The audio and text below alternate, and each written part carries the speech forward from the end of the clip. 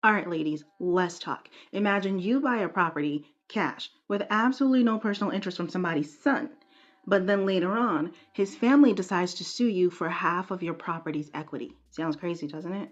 Well, you don't have to imagine because that's exactly what's happening to Miss Nicole Jackson down in Louisiana. So in 2011, she buys a piece of property cash and decides later on to put her boyfriend's name on the deed, hoping that if something ever happens to her, he would still have a place to live. Unfortunately, her boyfriend passed away, and now her boyfriend's sister filed a suit against her, where the judge is ruling in favor of the boyfriend's family, stating that Ms. Jackson has to sell her property and give the family half of the property's value. Now, this is not legal advice, but this is what I would do as someone who has purchased several properties without additional input from anybody else. First things first, if my name is on the mortgage and I'm the one that's paying for the mortgage every single month, I'm not adding somebody else to the deed. But what I will do is, in the case that something does happen to me and I want to make sure that my property is passed to the proper person, what I would do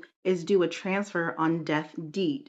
That means that if I pass away, then the property is passed to a person that I name. Now, not all states have this, so this is something that you would have to check with your individual state. The biggest thing that could have been done in this situation, or the biggest thing that I would have done in this situation, is meet with an estate attorney to plan out what would happen to my estate, what would happen to my property if, God forbid, something does happen to me and the people that I care about need a place to live. Without putting these parameters into place, there's a lot that's left to chance, and there's a lot that's left to the court systems.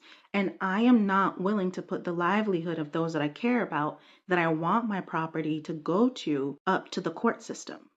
She knew I added his name on my house. She knew he had no proceeds in this. So that's why I know it's a money thing that she want out of it.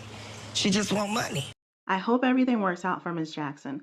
Last time I checked, her house was already listed for sale. And according to the news outlet that reported this, Ms. Jackson and her attorney have placed in an appeal to fight for her property. Ladies, let me know what you think. Would you add somebody to the deed after you've already purchased the property? We'll talk soon.